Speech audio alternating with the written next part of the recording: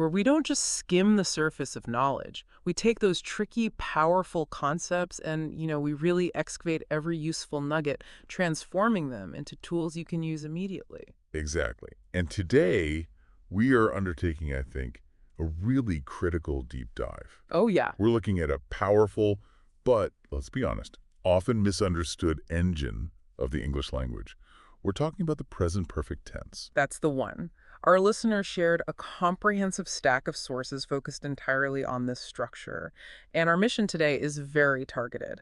We are here to quickly, efficiently, and just thoroughly extract the core rules. The nuances, the really surprising usage. And the absolute essential vocabulary. We want to turn this grammatical concept from something that's, a source of confusion into a reliable communication powerhouse for you. It's so much more than just a rule in a book. It is. Because the present perfect, that classic structure of subject plus have or has plus the past participle, is far more than just conjugation. It is, linguistically speaking, it's an organizational status update for your entire day. That's a great way to put it, a status update. It's the tense you use to define your life experiences, to share results, and fundamentally to connect everything that has happened before this moment to the reality of this moment. It really acts as a kind of cognitive bridge. If you think about the simple past, that's like a closed chapter in a book, right? It's done. Finish, over. But the present perfect, it's more like a sticky note that connects multiple chapters. It shows how something that happened way back on page 10 still influences the page you're reading right now. And understanding that function, that organizational principle, is the key to unlocking the whole thing. It really is. Okay, so let's unpack this. We're starting with the core mechanism, the absolute heart of the present perfect, that inviolable link between a past action and its observable present result. This is the first hurdle. Right. This is where most learners get stuck because they confuse it with the simple past. Right, because both talk about the past. They do. Both describe an action that happened before now. But the present perfect, it demands a connection to the present. The focus isn't on when it happened, but how it affects the situation or the feeling or the status today. This link is the aha moment. I really believe that. If you can frame every use of the present perfect in terms of a present result, then suddenly the grammar starts working for you, not against you. Let's do that. Let's start with some classic, simple examples and maybe push them a little further to really illustrate that connection. Okay, perfect. So the first example that always comes up, breakfast. If I say, I had breakfast at 8 a.m., that's simple past.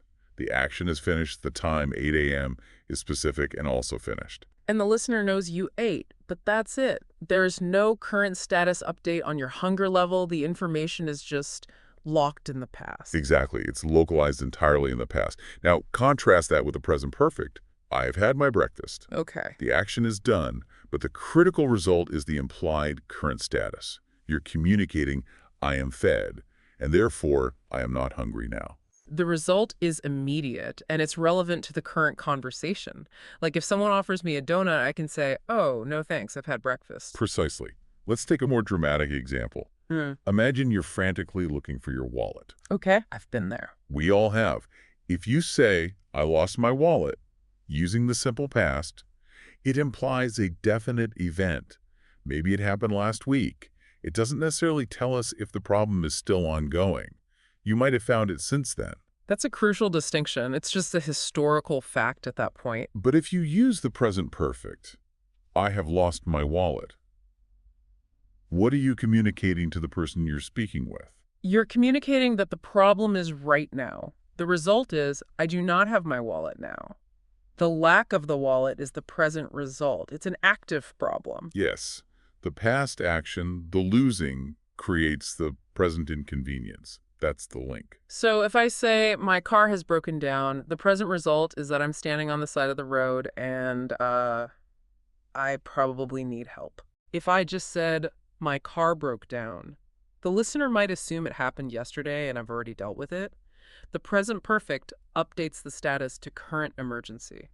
Exactly. It confirms the current status. Yeah. Now, let's quickly solidify the structure itself, because while the concept is the link, You have to get the mechanics right. Right, the formula. It's subject plus have or has plus the past participle or PP. And our audience is pretty familiar with this stuff, so we can just do a quick check on the conjugation. It's straightforward. I, you, we, and they use have. Yeah. He, she, and it use has.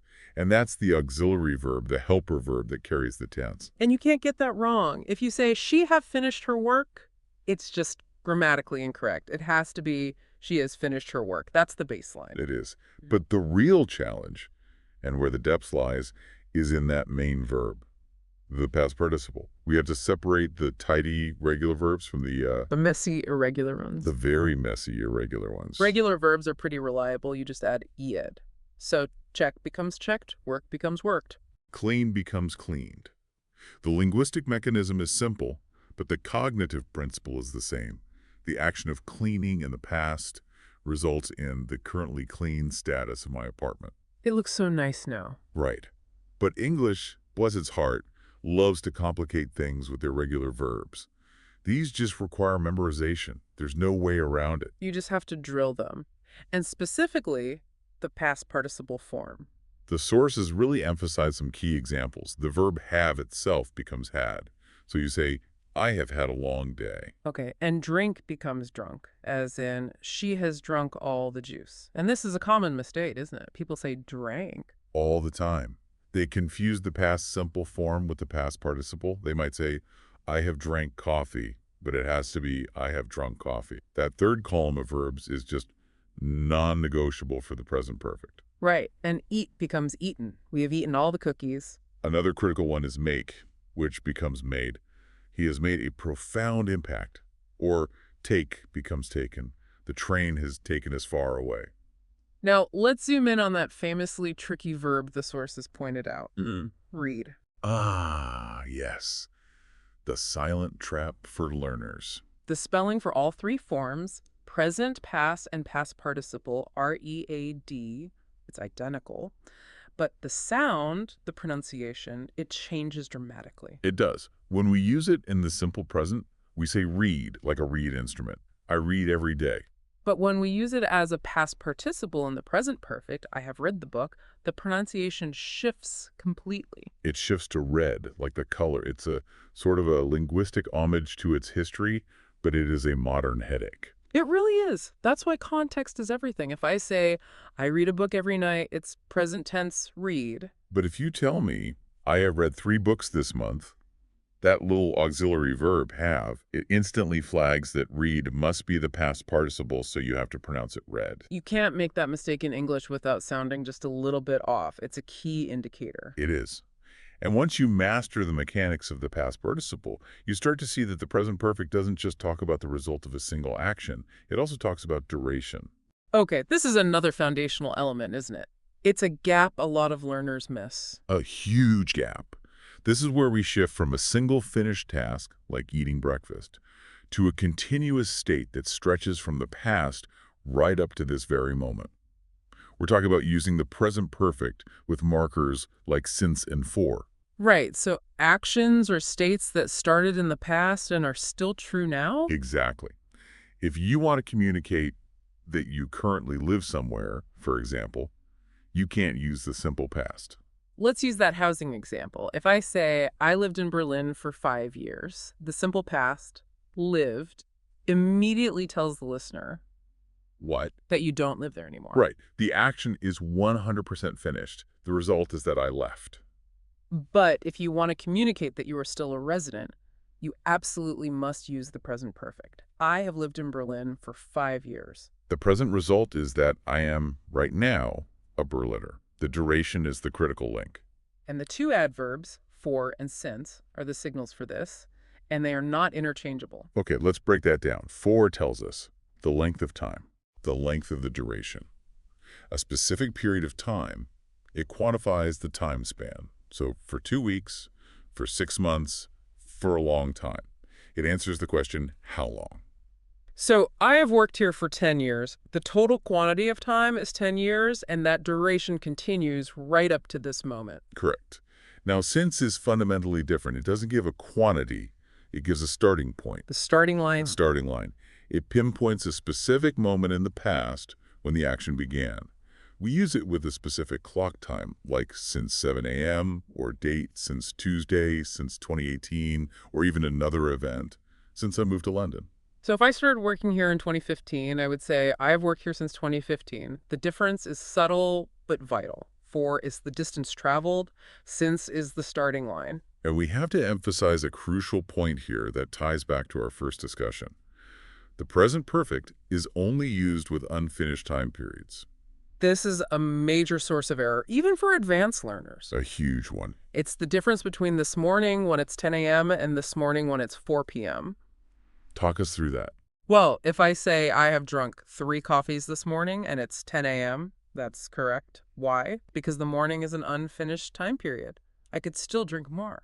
The time window is still open, but if it's 4 p.m. and the morning is definitively over, Then you have to switch. You must use the simple past and say, I drank 3 coffees this morning. The time period has to be open for the present perfect to apply.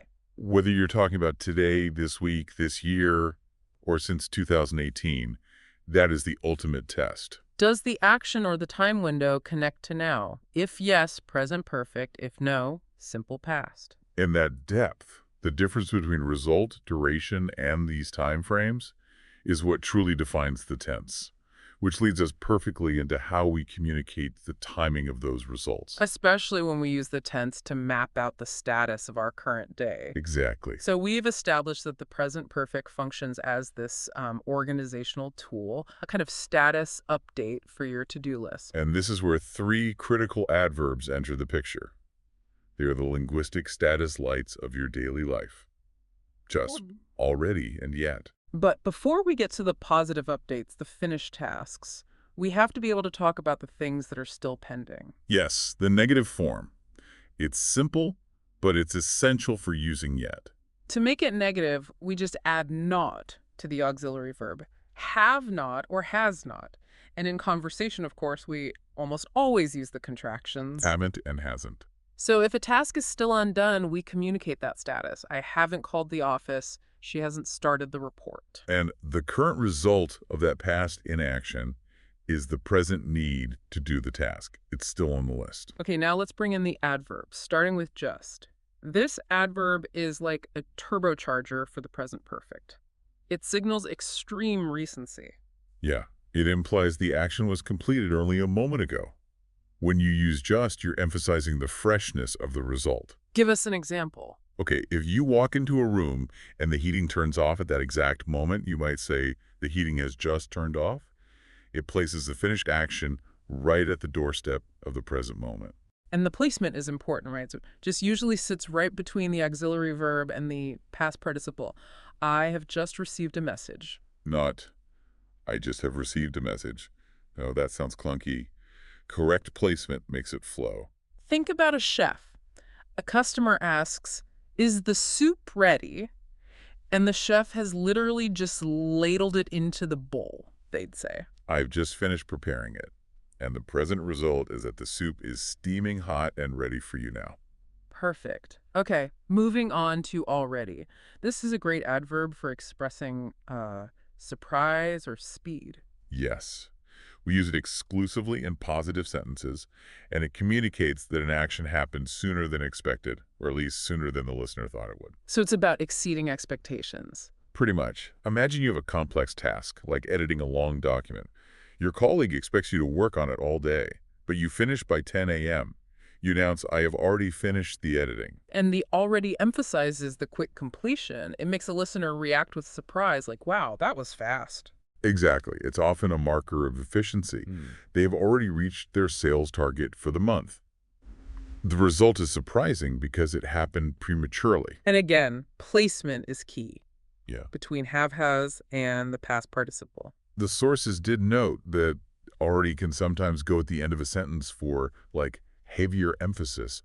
We have finished the assignment already. Right. But the standard, smooth conversational placement is in the middle. We have already finished the assignment. It's just structurally sound and safer. Got it.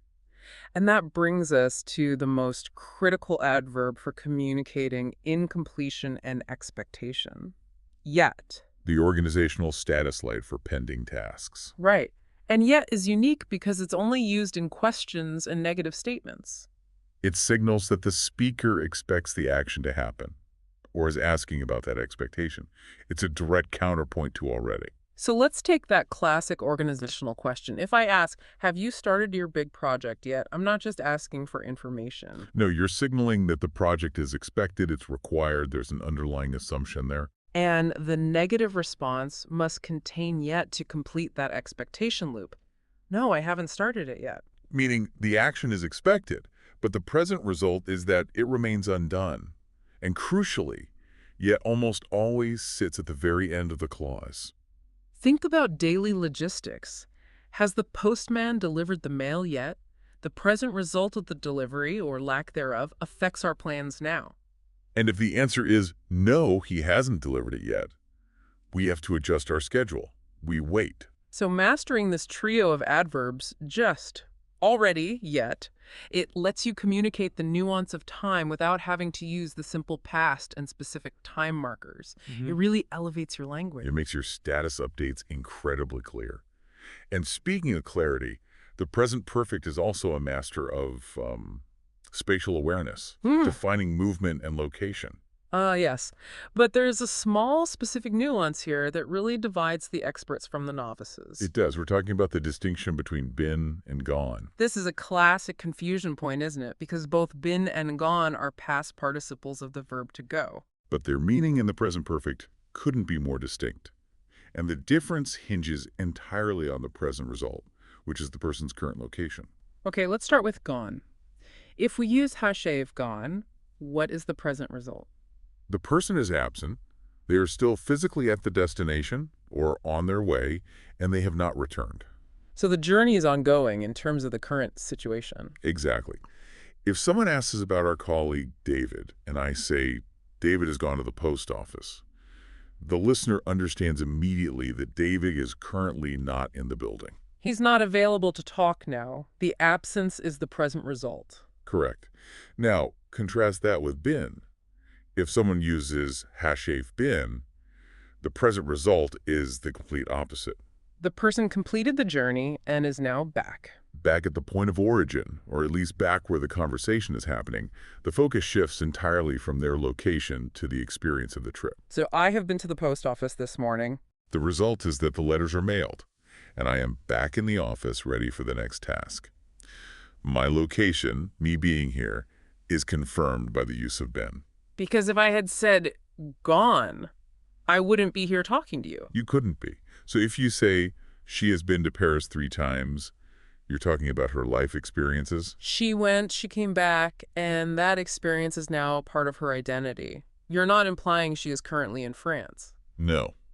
The sources confirmed that for daily errands, routine travel things we complete and return from Ben is nearly always the correct choice. So if you went out for lunch and came back, you say, I have been to the cafe. But if you went to the cafe and haven't returned, someone else would say, she has gone to the cafe. That makes the distinction crystal clear. The present perfect clarifies presence versus absence in this very moment, just based on which past participle you pick.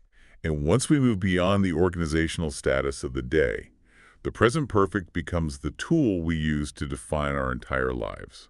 This is where it gets big. It becomes the tense of autobiography, using 2 more keywords, ever and never.